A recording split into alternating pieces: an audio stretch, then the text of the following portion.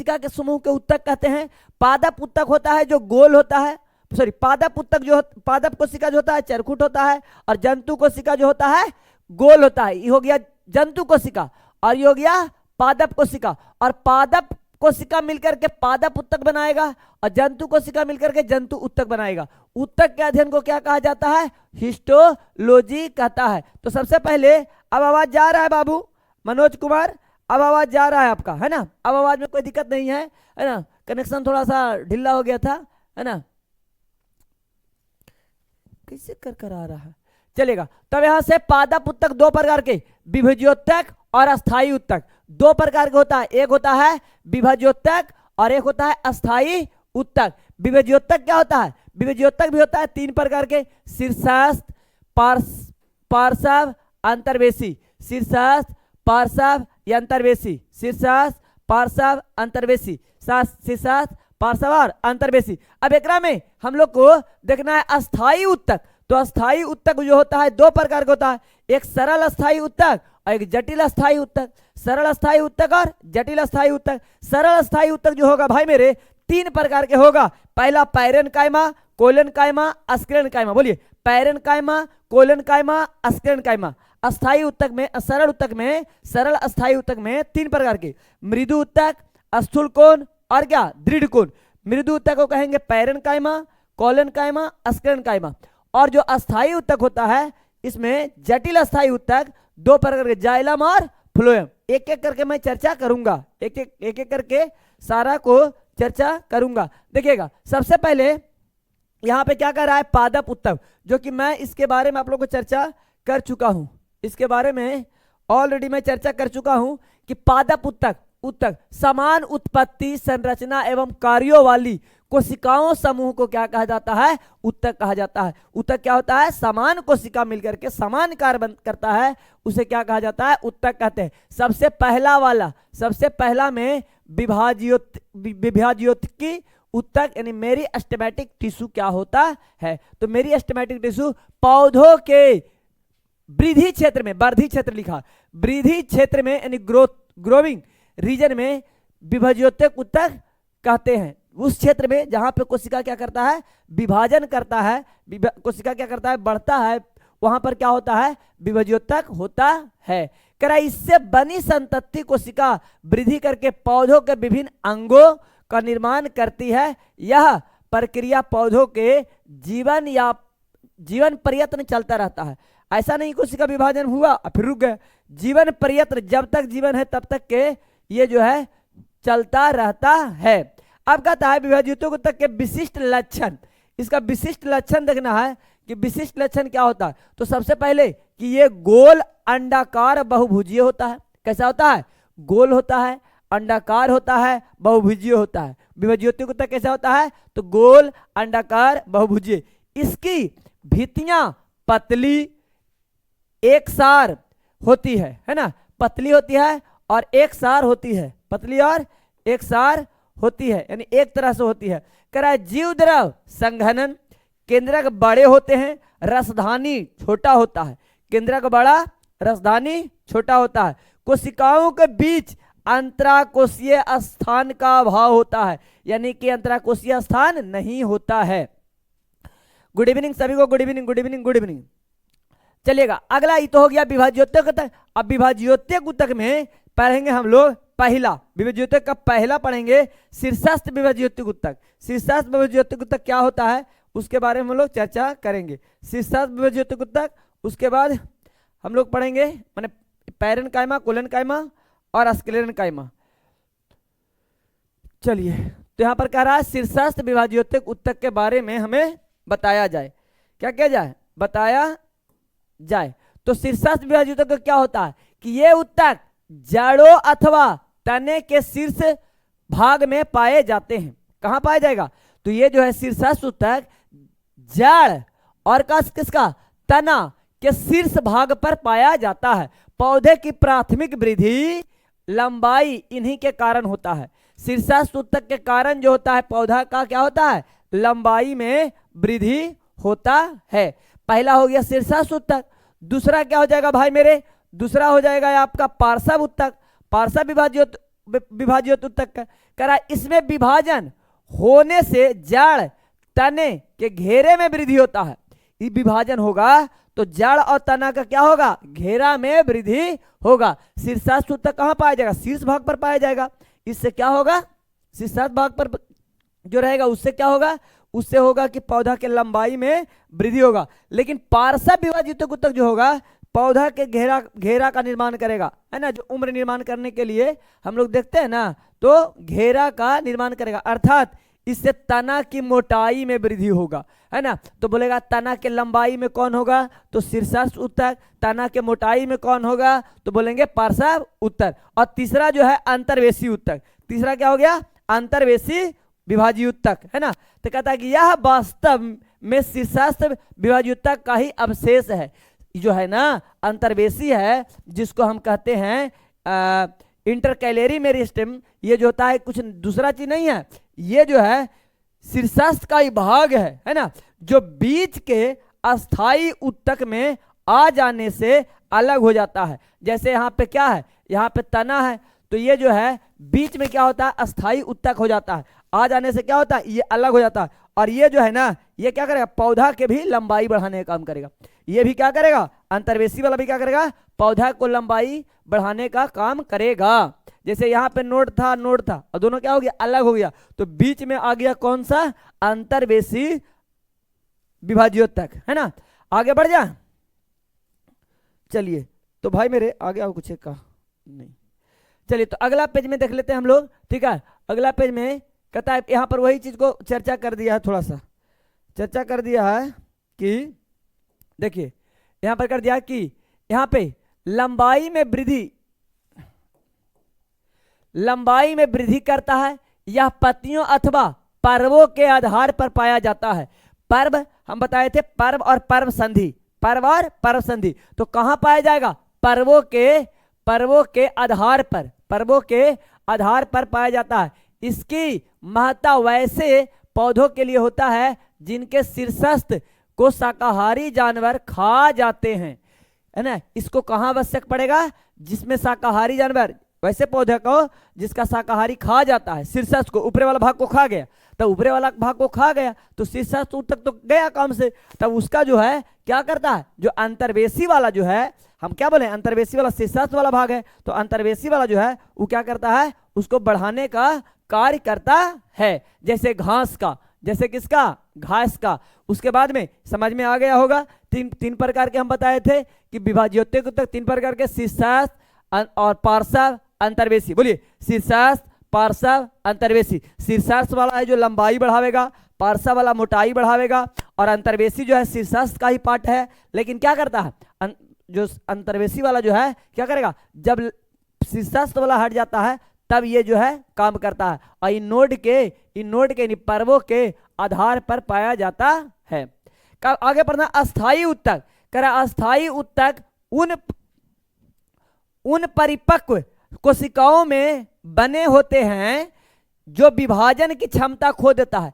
अस्थाई उत्तक क्या कहेंगे भाई, जिसमें विभाजन नहीं होगा, है ना। तो जो इसमें विभाजन हो रहा था वो विभाज्योत्तक कहें, विभाज्योत्तक कहें। विभाज्योत्तक तो तीन प्रकार के बताएं, क्या बताएं, तीन प्रकार के बताएं। कौन कौन बताएं, अंतर्वेशी, पहला शीर्षस्थ पार्श्व अंतर्वेशी, शीर्षस्थ पार्श्व अंतर्वेशी। अब यहां पर कहता है अस्थाई उत्तक। क्या भाई, अस्थाई उत्तक, जगह में विभाजन की क्षमता खो दिया, अब विभाजन नहीं होगा, अब विभाजन नहीं होगा तो वो क्या बन जाएगा, अस्थाई उत्तक बन जाएगा, तथा विभिन्न कार्यों करने के लिए विभेदित हो चुकी है। अब ये अब रहेगा उस पौधा में, तो ऐसा तो नहीं उसका काम खत्म हो जाएगा, उसका अलग अलग काम रहेगा, है ना। लेकिन ये कोशिकाएं मृत अथवा जीवित हो सकता है, मरा भी हो सकता है, जिंदा भी हो सकता है। जो कौन वाला, अस्थाई उत्तक। तो अस्थाई उत्तक दो प्रकार के, एगो सरल और एगो जटिल। तो सबसे पहले पढ़ेंगे, अब यहां पर वही क्या दिया, थोड़ा सा विशेषता बता दिया अस्थाई उत्तक का। अस्थाई उत्तक के विशेषता देख लेते हैं। क्या भाई, अस्थाई उत्तक के विशेषता देख लो पहले कि अस्थाई उत्तक में क्या क्या चीज होता है, इसका विशेषता। कह इसकी कोशिका में विभाजन की क्षमता नहीं होती है, मैं बता चुका हूं कि इसमें विभाजन नहीं होगा तब तो अस्थाई हो गया। अब विभाजन होते रहेगा तो अस्थाई नहीं, अस्थाई है। बात समझे, ये विभाज्योत्तक उत्तक के विभाजन के पश्चात बनता है। ए भाई, अस्थाई ऊतक बनेगा केकरा से? तो विभाजीय ऊतक से, विभाजकीय ऊतक से, यानी मेरिस्टेमेटिक टिश्यू से बनेगा। कह रहा इसकी कोशिकाओं की आकृति, माप, संरचना निश्चित हो जाता है। जब विभाजन खत्म हो गया मेरे भाई, जब अब विभाजन न होगा, जब अलग नहीं होगा, तो क्या होगा? अब जो है कि इसका आकृति क्या हो जाएगा? निश्चित हो जाएगा। आकृति क्या हो जाएगा? निश्चित हो जाएगा। कोशिका भित्ति ना तो बहुत महीन होती है और ना ही बहुत मोटा होता है, एकदम मध्यम रहेगा, ना तो पतला रहेगा और ना तो मोटा रहेगा। क्या? कोशिका भित्ति। कह रहा इसकी कोशिकाएं बड़ी होती है और एक कोशिका द्रव पाया जाता है। एवं कोशिका द्रव क्या होता है? पाया जाता है। ये बोला कि कोशिका जो है इसका कोशिकाएं बड़ा हो जाता है। किसका? अस्थाई वाला का। किसका? अस्थाई वाला का। और क्या होता है? कोशिका द्रव पाया जाता है। अंतर कोशिकीय अंतराल मौजूद होता है, यानी जगह रहेगा, अंतरकोशीय स्थान पाया जाएगा। जैसे कोलन कायमा में अंतरकोशीय स्थान अनुपस्थित होता है। ये 3 प्रकार के हम बतावेंगे, है ना, पैरेन कायमा, कोलन कायमा, स्क्लेरन कायमा। तो कहता है कि कोलन कायमा में स्थान नहीं होता है, स्थान नहीं होता है। अब देखिए हम बताए थे कि अस्थाई ऊतक 2 प्रकार के, सरल और जटिल। तो सबसे पहले हम देख लेते हैं सरल और जटिल का चर्चा कर लेते हैं। चर्चा कर लेते हैं। लो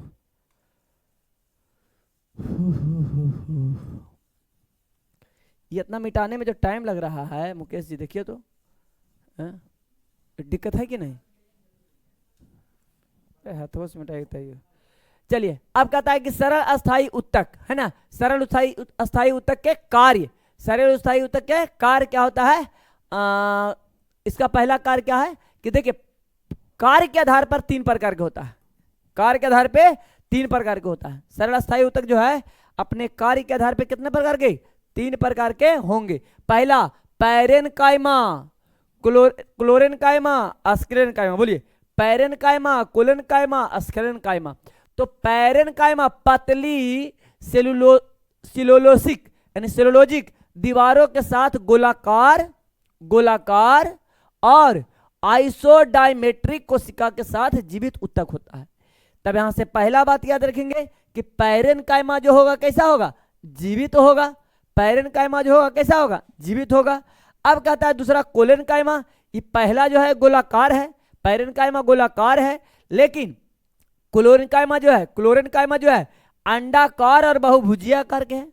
अंडाकार और कैसा है? बहुभुजीय आकार की कोशिका के साथ जीवित यांत्रिक ऊतक, जिसे कई अंतराकोशिकीय स्थान नहीं पाया जाता है। यानी पहले ही बता चुका हूं कि ये जो है इसमें जो है स्थान नहीं होता है। किसमें? कोलन कायमा में नहीं होता है, स्थान नहीं होता है। उसके बाद में कहता है कि ये जो है स्थान नहीं होता और सेलुलोज और हेमोसेलुलोज और पेक्टिन मोटाई के साथ दीवार होती है। कुछ के तो सेलुलोज का, हेमीसेलुलोज का और पेक्टिन के मोटी के साथ क्या? मोटाई के साथ दीवारें होती है। स्क्लेरन कायमा कहता है मृत यांत्रिक ऊतक है। ये कैसा है? मरा, है ना, अत्यधिक मोटी लिग्निफाइड दीवार के साथ होता है। वो जो है सेलुलोज, हेमीसेलुलोज और पेक्टिन के मोटाई के साथ है। लेकिन ये जो है मृत यांत्रिक ऊतक अधिक मोटी लिग्निफाइड दीवारों के साथ लंबी पतली कोशिका के साथ है ना। फिर कहता है कि नोट, स्क्लेरन कायमा तंतु पौधों के लिए मुख्य यांत्रिक सहारा प्रदान करता है, यानी कि उसको जो है मजबूती प्रदान करता है। इतना बात समझ में आ गया? तो बोलिए सरल अस्थाई ऊतक 3 प्रकार के। कितने प्रकार के? 3 प्रकार के। पैरेन कायमा, कोलन कायमा, स्क्लेरन कायमा। कोलन कायमा में खाली स्थान नहीं होगा। ये जो है पैरेन कायमा जो है क्या होगा? जीवित होगा। पैरेन कायमा क्या होगा? जीवित होगा। पैरेन कायमा गोलाकार होगा, लेकिन क्लोरेन कायमा जो होगा अंडाकार और बहुभुजीय होगा। और ये जो स्क्लेरन कायमा है ये कैसा होता है? मृत यांत्रिक ऊतक होता है और ये जो है लिग्निफाइड होता है। इसमें जो स्क्लेरन कायमा होता है जो लिग्निफाइड कोशिका होता है, और एरा में क्लोरेन कायमा जो होता है सेलुलोज और हेमीसेलुलोज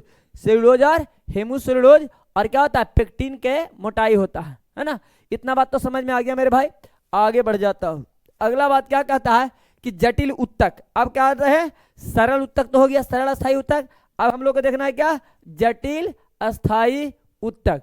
जटिल अस्थाई उत्तक के क्या बात कर रहा है, अब देखना है जटिल अस्थाई उत्तक। तो जटिल अस्थाई उत्तक मेरे भाई क्या कहता है, देखिएगा, कहता है यदि अस्थाई उत्तक एक से अधिक प्रकार की कोशिकाओं के बने होते हैं तो इन्हें जटिल कहते हैं। क्या बोला कि यदि अस्थाई उत्तक, यह अस्थाई उत्तक, हम पहले सरल उत्तक, अस्थाई उत्तक, तो जो अगर अस्थाई उत्तक जो है ये एक से अधिक प्रकार के कोशिका बनल रहेगा, एक से क्या अधिक प्रकार के कोशिका रहेगा बना हुआ, तो इन्हें क्या कहेंगे, जटिल उत्तक कहेंगे।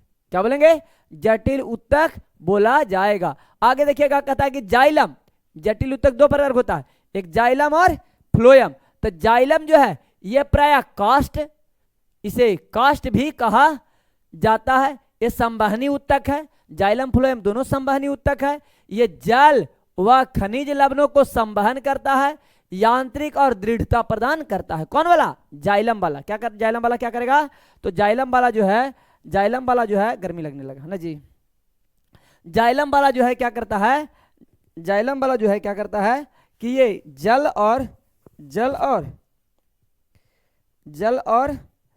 किस चीज का वहन करता है, जल और ये जो है खनिज लवण को क्या करता है, संवहन करता है, यांत्रिक दृढ़ता प्रदान भी करता है।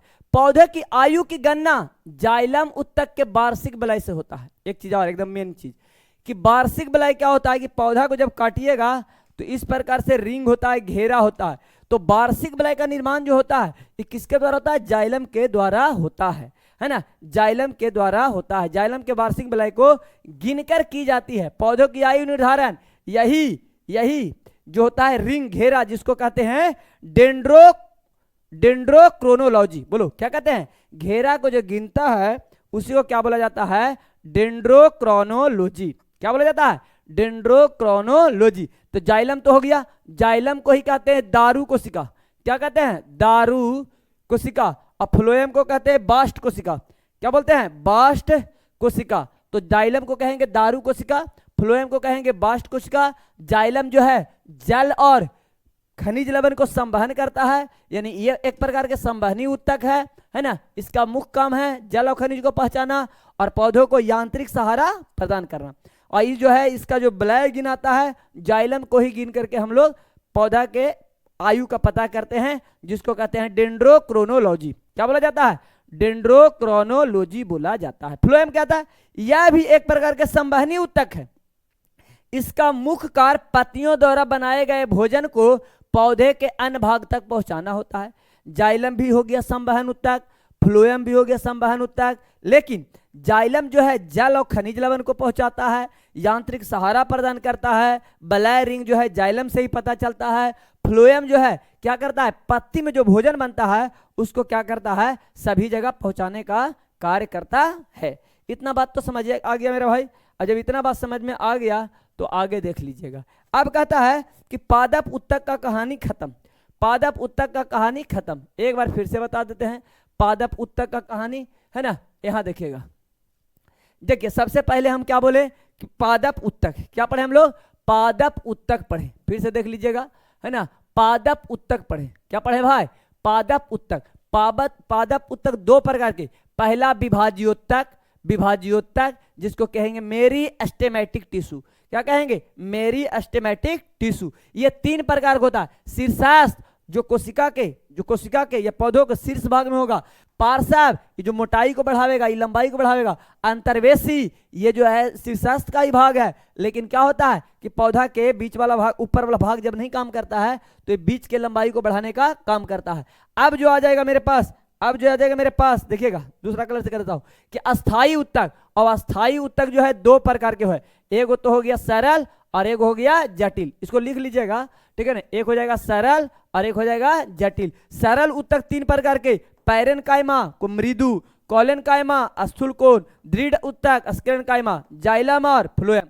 एक बार यहाँ पर रिपीट कर देते हैं। ये जो मृदु उत्तक है पैरेनकाइमा जो है ये गोलाकार होता है। क्या होता है, गोलाकार होता है। ये होता है जो बहुभुजीय होता है, अंडाकार होता है, अंडाकार और बहुभुजीय होता है। दृढ़ वाला उत्तक जो है ये क्या करता है, स्क्लेरेनकाइमा, ये जो है मृत मतलब क्या होता है, क्या होता है, मृत होता है।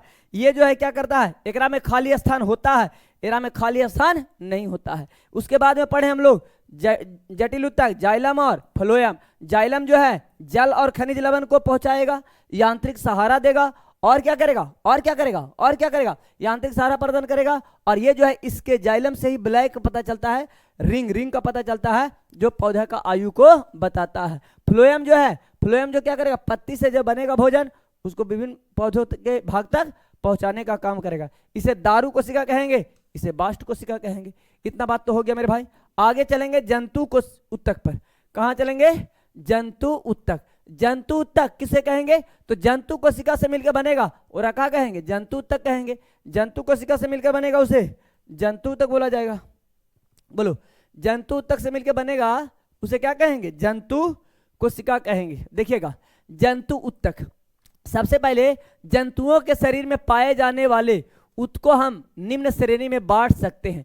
पहला हो जाएगा उपकला ऊतक। पहला क्या हो जाएगा, उपकला ऊतक, जिसको इपिथेलियल टिश्यू कहते हैं। करा ये ऊतक जंतुओं की बाहरी और भीतरी स्वतंत्र सतहों में पाया जाएगा। बाहर में भी और भीतर में भी क्या पाया जाएगा, सतहों में पाया जाएगा। जैसे हम लोग भोजन करते हैं तो फूड पाइप, आंत हो गया, श्वास नली हो गया, ग्रास नली हो गया, आंख का लक्रीमन नली हो गया, ये सब में कौन पाया जाएगा, ये उपकला ऊतक पाया जाएगा। इसमें रुधिर कोशिकाओं का अभाव होता है, रुधिर कोशिका नहीं होता है, रुधिर नली क्या होता है, नहीं होता है।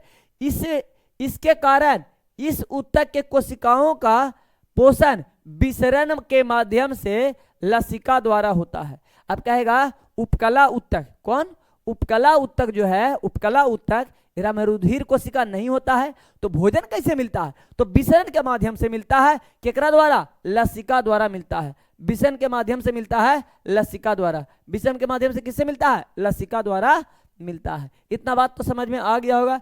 अब देखना है हमको कि यहां पर बोल रहा है, क्या बोल रहा है, कि उपकला ऊतक कई महत्वपूर्ण अंग पाए जाते हैं, जैसे त्वचा। यहां पर याद कर लेना है क्या पाया जाता है, तो जैसे में हो जाएगा त्वचा।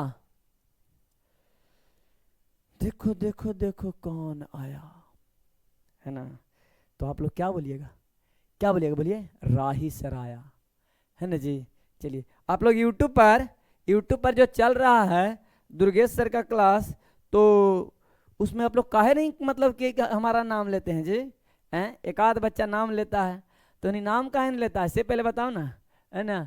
करा कई महत्वपूर्ण अंग में पाया जाता है, जैसे त्वचा का बाह्य भाग, जितना भी तो है चम्मच ऊपरे वाला जो है त्वचा है ना, गोर गोर दिख रहा है ना, वो सब किसका पाया जाता है, तो उसमें पाया जाएगा उपकला ऊतक। फिर हृदय में पाया जाएगा, फेफड़ा में, किडनी में, चारों तरफ यकृत एवं जनन ग्रंथियां के दीवार आदि पर है ना ऊतक ये पाया जाता है, जो क्या करता है, चोट से बचाता है। क्या करता है, जो चोट से क्या करेगा, बचाएगा। चोट से क्या करेगा, बचाए, कहने हैं जी, काम नहीं कर रहा है, अच्छा चलो चलो, लेट सर जी है ना। चलिए चलिए आगे, राही सर मचा देंगे तबाही। चलिए चलिए, बहुत बढ़िया बढ़िया बढ़िया बढ़िया। चलिए कहता है ने, कह रहा है कि उन्हें नम बनाए रखता है, कौन, उपकला ऊतक को क्या करता है, जो है नम बनाए रखने का काम करता है। अब उपकला ऊतक तो हो गया, अब आना है संयोजी ऊतक में। किसमें, संयोजी। सबसे पहले उपकला ऊतक कहाँ पाया जाएगा, त्वचा के दीवार पर पाया जाएगा, है ना, श्वसन नली में पाया जाएगा, फेफड़ा में पाया जाएगा, किडनी में पाया जाएगा, है ना, सब किस में पाया जाएगा। चलेगा, तो पहला भाई मेरे संयोजी ऊतक, क्या भाई, संयोजी ऊतक हम लोग चलेंगे। संयोजी ऊतक, यह ऊतक शरीर के सभी अन्य अंगों तथा अंगों के आसपास के जोड़ने का काम करेगा। संयोजी ऊतक क्या होता है, कनेक्टिव टिश्यू जिसको कहते हैं, क्या कहते हैं, कनेक्टिव टिश्यू कहते हैं, कनेक्टिव टिश्यू बोले जाएंगे, है ना, कनेक्टिव टिश्यू बोलेंगे। ये क्या करेगा, जोड़ने का काम करेगा, दो अंग को जोड़ने का काम करेगा। जैसे इसमें हो जाता है वो तरल संयोजी ऊतक, जैसे रक्त और लसिका, ये भी क्या करता है, संवहन का कार्य भी सहायक होते हैं। कौन, रक्त और लसिका क्या होता है, तरल संयोजी ऊतक होता है ना, तरल संयोजी ऊतक होता है। यह ऊतक शरीर के तापक्रम को क्या करता है, नियंत्रित करता है, मृत कोशिकाओं को क्या करता है, नष्ट करता है। कौन, तरल संयोजी ऊतक। तरल संयोजी ऊतक जो है ये क्या करेगा, शरीर के तापमान को नियंत्रित करेगा और क्या करेगा, जो मरा हुआ कोशिका रहेगा उसको क्या करेगा, नष्ट कर देगा। मरा हुआ कोशिका को क्या करेगा, नष्ट कर देगा। उत्को एवं कोशिकाओं की पूर्ति करता है। उत्को एवं नष्ट करके मृत उत्को एवं कोशिकाओं की क्या करता है, पूर्ति करता है। मार भी देता हो जाएगा पर दूसरा कोशिका बनाता है। कह रहा है नाभि रज्जु प्रौढ़ संयोजी उत्तक है ना, नाभि रज्जु प्रौढ़ संयोजी उत्तक है। नाभिक रज्जु जो है प्रौढ़ संयोजी उत्तक है। कैसा, तो प्रौढ़ संयोजी उत्तक है। इतना बात समझ में आ गई मेरे भाई। आगे कहता है प्राणियों में एडिपोज साइट संयोजी उत्तक में बसा संग्रहित होता है। जो प्राणी होता है उसमें क्या है भाई, उसमें क्या है कि जमा होता है, एडिपोसाइड उत्तक जमा होता है ना। दुर्गेश सर लिखे हैं, राही सर मचा देंगे तबाही, है ना। तो भाई तबाही तो मचाने के साथ साथ क्या करना है कि हम लोग को क्वेश्चन लड़ाना। क्या करना है, क्वेश्चन लड़ाना है। बस समझे। तो प्राणियों में एडिपोसाइट संयोजी उत्तक में क्या होता है, बसा संग्रहित होता है, बसा जमा होता है। चलिए भाई मेरे, कहता है पेशीय संयोजी उत्तक, ये हमको गोविंदा बाबू नहीं छोड़ेगा। लेट सर का कीजिएगा बाबू, लेट हैं तभी न तो आपसे भेंट हैं। बोलो ना, बोलो, लेट हैं तब ना भेंट हैं, बोलो ना जी। आगे संयोजी उत्तक हो गया। अब आगे क्या है भाई, पेशीय उत्तक। क्या है, पेशीय उत्तक। पहला क्या हो गया, कहां पर चल रहे हैं हम लोग, हाँ, दूसरा संयोजी उत्तक। पहला तो हो गया उपकला उत्तक, पहला उपकला उत्तक के बारे में बता दिए, एपिथेलियल टिश्यू जो बाहरी आवरण होता है। दूसरा संयोजी उत्तक जो दो कोशिकाओं और दो अंग को जोड़ने का काम करता है, जैसे हड्डी हो जाएगा, तरल संयोजी उत्तक में हो जाएगा ब्लड हो जाएगा, लसिका हो जाएगा। ब्लड और लसिका क्या करता है, शरीर के तापमान को नियंत्रित करता है, शरीर के तापमान को क्या करता है, नियंत्रित करता है। और उसके बाद में हम लोग तीसरा पढ़ेंगे पेशीय उत्तक। तीसरा क्या पढ़ेंगे भाई, पेशीय उत्तक। तीसरा देखिए क्या है, पेशीय उत्तक। तीसरा देखिए पेशीय उत्तक, मैस्कुलर टिश्यू। यह संकुचनशील उत्तक के नाम से भी जाना जाता है। पेशीय उत्तक को किस नाम से जाना जाता है, संकुचनशील उत्तक के नाम से क्या किया जाता है, जाना जाता है। चलिए, नीतीश कुमार, जनता में कितना प्रकार का उत्तक होता है। जनता नहीं होता है भाई, जंतु होता है ना। जनता में बोल रहा है, नीतीश बोल रहा है हाँ सर। तो हम तो बोले कि जंतु में कितना प्रकार का उत्तक होता है, 4 प्रकार का होता है ना। 4 प्रकार, उपकला उत्तक, पहला उपकला उत्तक, दूसरा क्या बताएं, दूसरा बताएं संयोजी उत्तक, और तीसरा बताएं पेशीय, और चौथा बताएं हृदयी उत्तक बतावेंगे। कैसा, हृदयी उत्तक बतावेंगे। तो पेशीय उत्तक में बाबू रे, पेशीय उत्तक 3 प्रकार का होता है, आरेखीय, रेखीय और हृदयी, है ना। रेखीय, आरेखीय, इसके बाद एगो तंत्रिका बताएंगे। क्या बताएंगे, तंत्रिका। तो पहला अरेखीय उत्तक क्या करेगा, तो यह उत्तक उन अंगों के दीवार पर पाया जाता है जो अनैच्छिक रूप से गति करता है। अनैच्छिक मतलब हमारे इच्छा से नहीं, वो धड़कते रहेगा अपना मन से, बस समझे, रुकेगा नहीं, रुक जाएगा तो जिंदगी रुक जाएगा। तो अनैच्छिक जगह पर क्या रहेगा, वो काम करेगा। कौन वाला, आरेखीय पेशीय उत्तक। जैसे हृदय में, जैसे कहाँ पाया जाएगा, आहार नाल में। कहाँ पाया जाएगा, आहार नाल में। मूत्राशय में, कहाँ, मलाशय में, मूत्राशय में, रक्त वाहिनियां में आरेखीय पेशीय उत्तक पाया जाता है। रेखीय कहता है पेशीय उत्तक शरीर के उन भागों में, ये पेशीय उत्तक नहीं, रेखीय वाला उन भागों में पाया जाता है जो इच्छा अनुसार से गति करते हैं। इन पेशियों का एक या दोनों सिरे रूपांतरित होकर टेंडन के रूप में अस्थियों से जुड़े होते हैं। टेंडन के रूप में, ये वाला कौन है, रेखीय। इस तरीका से जहां पे अपना इच्छा से घुमा सकते हैं। तो एक जगह पर पेशियां जो है दूसरे से टेंडन के सहायता से, लिगामेंट के सहायता से क्या होता है, जुड़ा होता है। आगे हृदयी पेशी, यह पेशियां केवल हृदय के दीवारों में पाया जाता है। यानी आरेखीय वाला जो है एक प्रकार के हृदयी वाला है। हृदय वाला भी अपना मन से काम करता है, और जो हृदय आरेखीय वाला जो भी है अपना मन से काम करता है। बात समझे। तो आरेखीय वाला ये पेशियां जो हृदय के दीवारों में पाया जाता है। हृदय की गति इन्हीं पेशियों के कारण होती है। अब तो आपको क्लियर हो गया होगा नीतीश बाबू, अब तो क्लियर हो गया होगा कि आपको क्या कहना है ना। तो आप तो बता दिए कि मतलब कितने प्रकार के होते हैं जंतु में उत्तक सो, है ना। अगला आगे बढ़ जाऊं। अब कहता है कि बिना रुके जीवन भर गति करता है। बात समझे, ये रुकवे न करता है, जीवन भर गति करते ही रहता है, जीवन भर गति करते रहता है। बोले कब तक गति करेगा, कब तक, जब तक मन रहेगा तब तक गति करेगा, जब तक तोरा जीवन रहेगा तब तक ही गति करेगा, और ना गति करेगा तो तोर जीवन रुक जाएगा। और चौथा हम क्या बोले हैं, तंत्रिका उत्तक। अब भी कंफ्यूजन अगर दूर नहीं हुआ नीतीश बाबू तो बोल दो, है ना, आपके लिए मैं फिर से बता दूंगा, है ना। हालांकि लास्ट में तो लिख के बताइए करेंगे, टेंशन काहे ले रहे हैं। अब देखिए यहाँ पर क्या कहता है कि यह रेखीय पेशीय उत्तक का से मिलता जुलता है। हम बोले ना हृदय वाला जो है ये क्या है, ये जो है रेखीय पेशीय उत्तक से ही मिलता जुलता है। मानव शरीर में मांसपेशियों की संख्या कितना होता है, 639। मानव उत्तक में पेशियों की संख्या कितना होता है, 639। आप लोग कमेंट करके जल्दी से बताइएगा कि मानव में हड्डी कितना होता है, मानव शरीर में हड्डी की संख्या कितना होता है। मानव शरीर में सबसे बड़ी मांसपेशियां जो है कहते हैं ग्लूटियस मैक्सिस, बोलो मैक्सिसम, मैक्सिमस, बोलिए ग्लूटियस मैक्सिमस, बोलिए ग्लूटियस मैक्सिमस, है ना। ये जो है जो कुल्हा की मांसपेशी है, बात समझे, कुल्हा की मांसपेशी है, ये सबसे बड़ा है। कहता है मानव शरीर का सबसे छोटी मांसपेशी जो है अस्टेपिडियस है। मानव शरीर की सबसे छोटी हड्डी अस्टेपिडियस है। हम बाबू नीतीश हम मानव शरीर के हड्डी के बारे में पूछे हैं तो आप बता रहे हैं मांसपेशी के बारे में। 639 मांसपेशियां होता है, सबसे बड़ा मांसपेशी जो होगा ग्लूटिसियस मैक्सिमस हो जाएगा, छोटा जो हो जाएगा अस्टेपिडियस हो जाएगा। तंत्रिका उत्तक ये चौथा।